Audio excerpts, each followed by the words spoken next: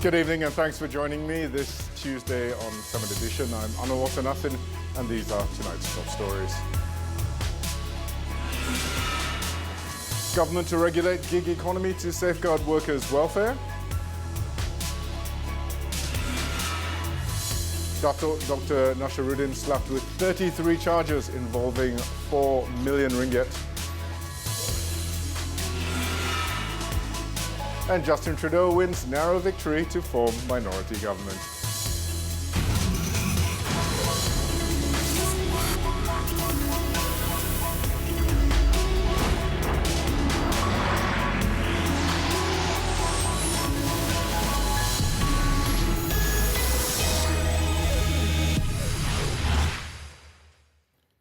The government will regulate the gig economy in the country. According to the Prime Minister, the move is to ensure the welfare of workers in the sector is protected.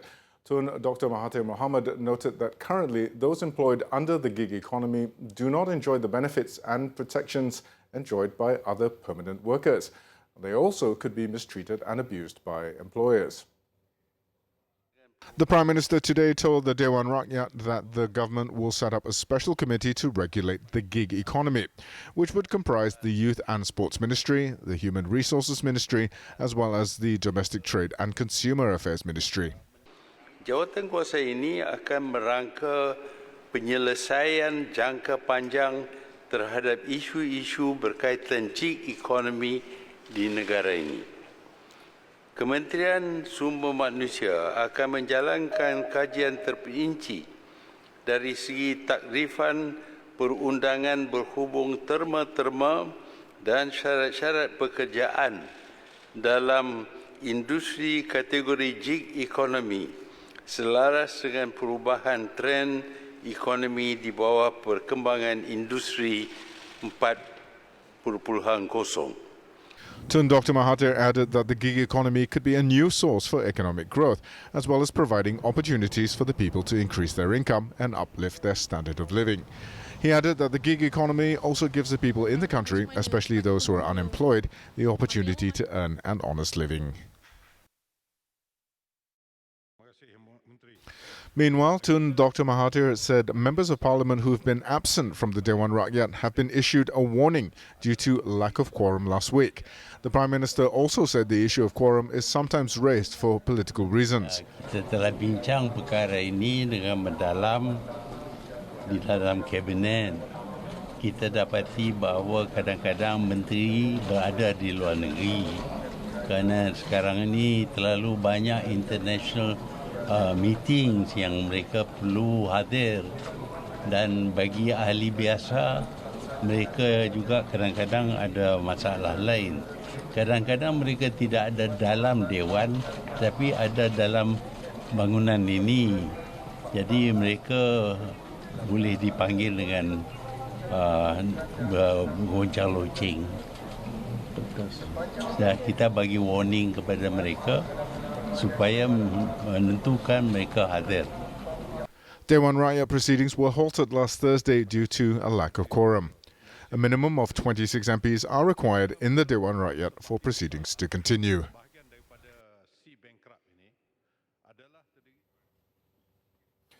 In another development, the Premier today assured that civil servants currently in service and have confirmed their status in the pension scheme will continue to receive the benefits under the scheme.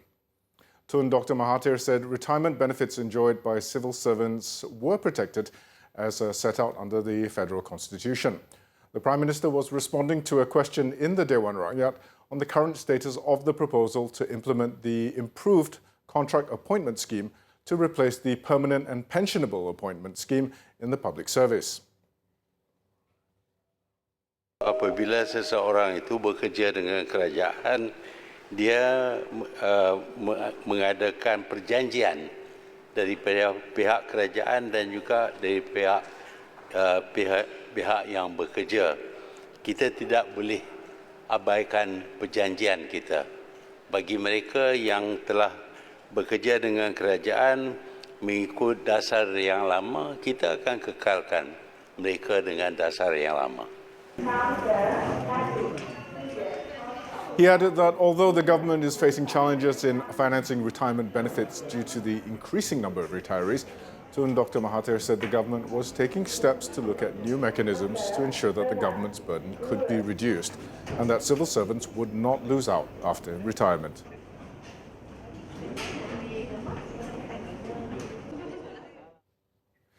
Datuk Dr. Nasharuddin Mat Issa was today charged at the Shah Alam Sessions Court with 3 counts of money laundering and 30 counts of criminal breach of trust, CBT, amounting to about 4 million ringgit. The former past deputy president claimed trial to all 33 charges read to him before Judge Rosila Saleh. Dato' Nasruddin was accused of 3 counts of money laundering involving over 300,000 ringgit and faces a prison term of up to 15 years or a fine no more than 5 times the amount of money gained from the illegal activity or 5 million ringgit, whichever is higher, upon conviction. As for the 30 counts of CBT, he faces a prison term of no less than 2 years and no more than 20 years, and with whipping and liable to a fine upon conviction. He allegedly committed the offences between 2015 and 2018. Judge Rosila allowed a bail of 330,000 ringgit for all the charges and also ordered Dato' Nasruddin's international passport to be surrendered to the court. The judge also fixed November 28th for remention of the case.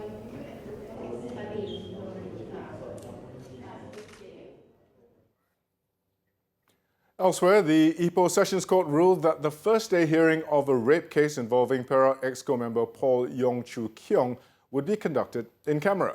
The 23-year-old Indonesian maid, who is the key witness, will be the first to testify on November 11th. Judge Norashima Khalid made the ruling with the consent of both parties during the case management today. Earlier, Deputy Public Prosecutor Azhar Mokhtar requested that the first day of trial of the case to be conducted through video link, but this was objected to by Yong's lawyers on grounds that the case did not involve an underage victim. However, both parties later agreed to the first-day hearing to be held in camera, with the key witness to be called to testify in the presence of only the judge, the accused, court interpreter, the prosecution and the victim's lawyer. Previously, Yong pleaded not guilty on August 23rd when he was slapped with the charge of raping the maid. The incident allegedly occurred at a house in Meru on July 7th. In Pahang, a plantation worker was sent to the gallows after he was convicted at the Temerloh High Court for the murder of his friend 2 years ago.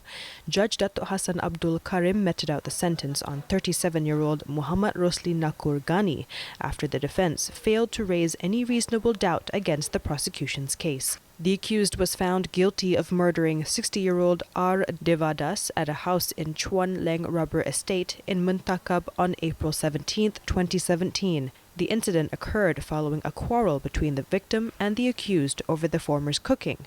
Muhammad Rosli then killed Devadas using a stick and a machete. The charge under the Penal Code provides the death penalty upon conviction.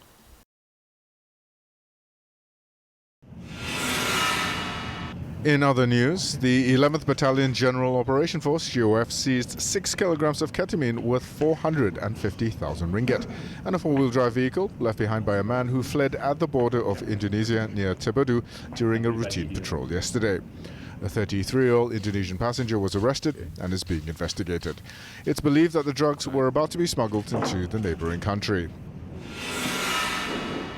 Meanwhile, in Klang, police uncovered a drug lab at a condominium and seized heroin worth 119,000 ringgit on Sunday.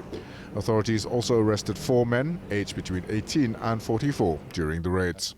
Dan apa yang turut membimbangkan kita kesemua keempat-empat tangkapan yang kita buat ni adalah mereka yang kita dapati hasil siasatan kita turut terlibat dalam aktiviti-aktiviti kongsi gelap.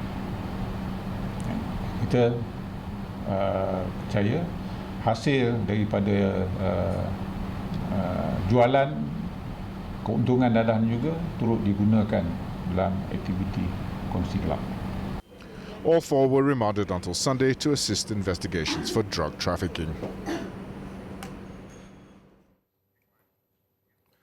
Over in Kedah, the body of a second person feared drowned after he fell into a pond in the compound of the Sungai Sek pump house was found at 1:40 p.m. today. 28-year-old Muhammad Naim Ahmad was found about 500 meters away from the location where the body of the first victim, Muhammad Faris Iqbal Hafzainizam, aged 15, was found at 10:11 a.m. today.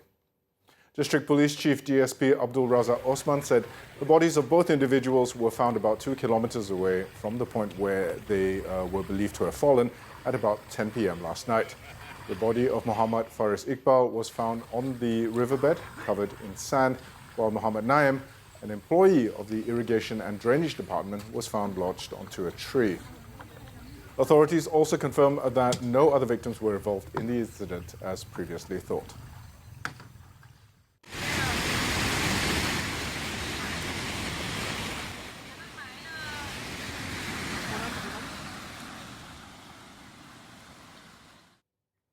Coming up next, things that go hump in the night. The details next.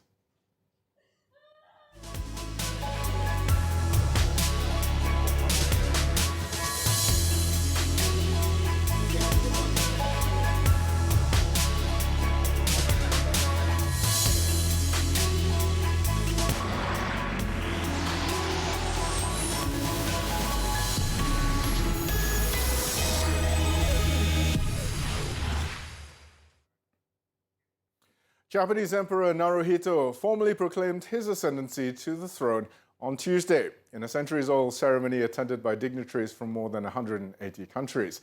The emperor pledged to fulfill his duty as a symbol of the state. Yang di-Pertuan Agong Al-Sultan Abdullah Riyatuddin Al-Mustafa Billah Shah and Raja Permaisuri Agong Tunku Haja Aziza Aminah Maimunah Iskandaria were among the 2,000 guests attending the enthronement ceremony of the 126th Emperor of Japan at the Imperial Palace. Naruhito became emperor in May in a brief tradition-filled ceremony, but Tuesday's Sokui no Rei was a more elaborate ritual at the royal palace in which he officially announced his change in status to the world. The 59-year-old began the day ceremonies by reporting his enthronement to his imperial ancestors at one of 3 shrines on the palace grounds. He was followed by Empress Masako, 55, his Harvard-educated wife. The long-planned celebrations were tempered by Typhoon Hagibis, which tore through Japan 10 days ago. A public parade was postponed until next month to allow the government to devote its attention to the typhoon cleanup.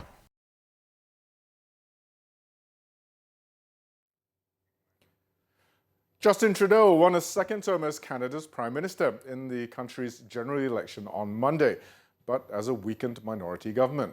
This election is seen as a referendum on the Liberal leader and his 4-year-old government after a series of scandals.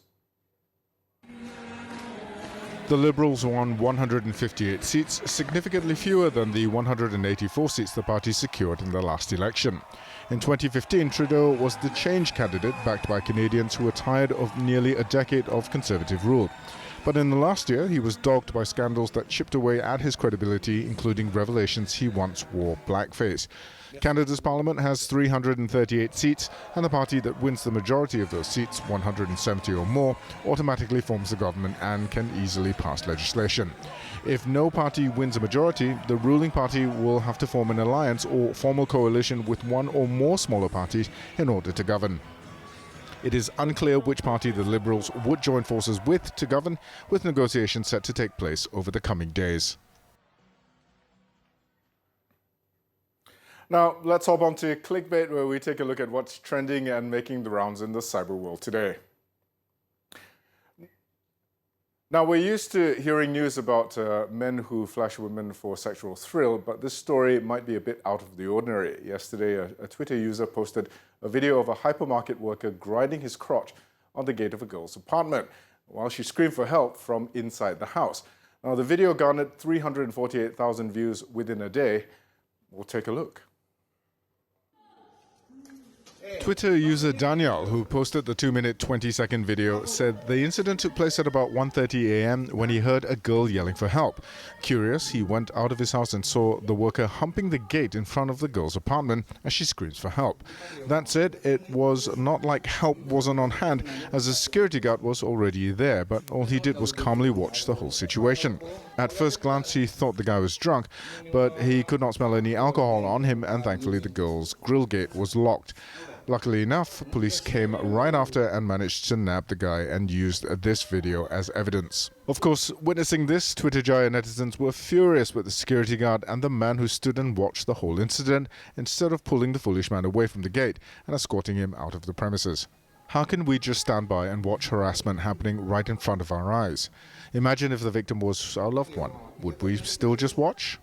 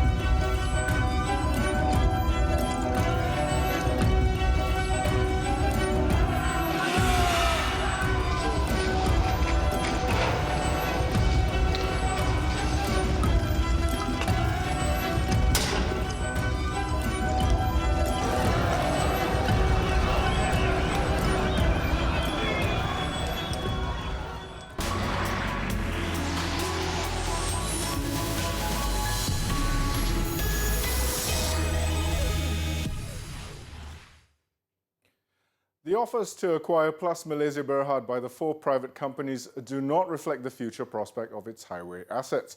Prime Minister Tun Dr. Mahathir Mohamad said this as the government has yet to receive an interesting bid to buy out the highway operator. Biasanya kerajaan tak suka terlibat dengan perniagaan. Adalah lebih baik kalau pihak swasta terlibat dengan perniagaan. Kita harap mereka untung dan kita dapat 24% daripada keuntungan mereka dengan tidak ada risiko apa-apa, tidak ada pelaburan apa-apa. Tapi kadang-kadang cadangan daripada swasta itu tidak menarik. The Premier also said that there is still a possibility that Plus Malaysia will be sold to a private company. However, a study needs to be carried out to determine the best option for the highway concessionaire. Earlier, Works Minister Barubian had said that the offers will be reviewed and presented to the Cabinet, where a decision will be achieved within several weeks.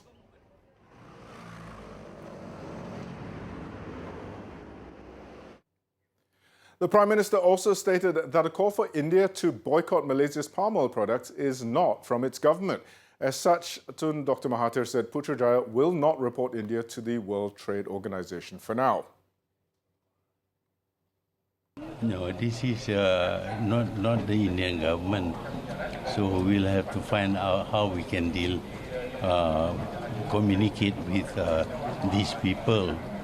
Because we are trade is a two-way thing, and it is bad for having what amounts to a trade war, which is galvanized. India's top vegetable oil trade body on Monday advised its members to boycott Malaysian palm oil after Tun Dr. Mahathir said last month at the UN General Assembly that India had invaded and occupied Kashmir. However, the Prime Minister said he would not retract or change his criticisms of India's actions. In the meantime, Malaysia will study the impact of the boycott and look at ways to address the issue. New Delhi has yet to comment on the trade spat.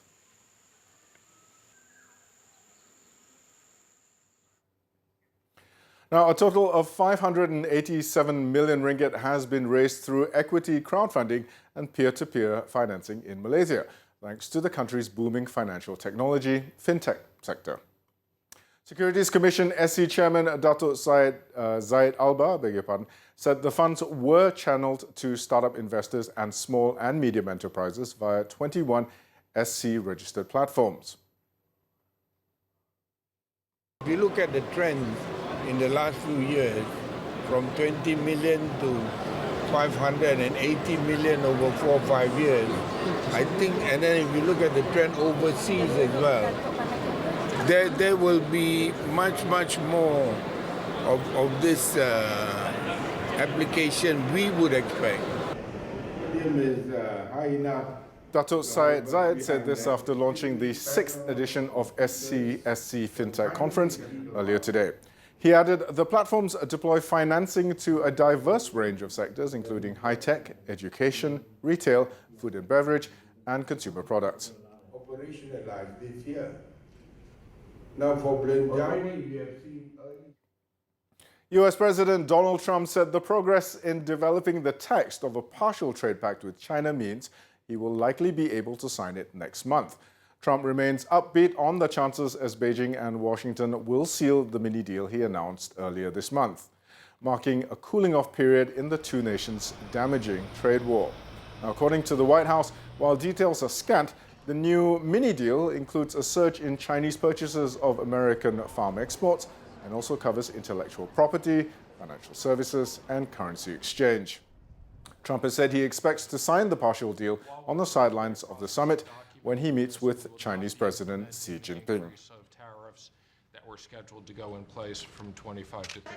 Mr. President, I just want to clarify on the tariff. Bursa Malaysia snapped 3 days of losses to close at its intraday high today, lifted by at the 11th hour bargaining hunting activities in index-linked counters.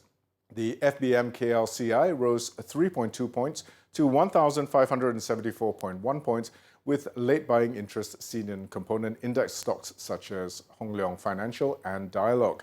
On to stocks to watch.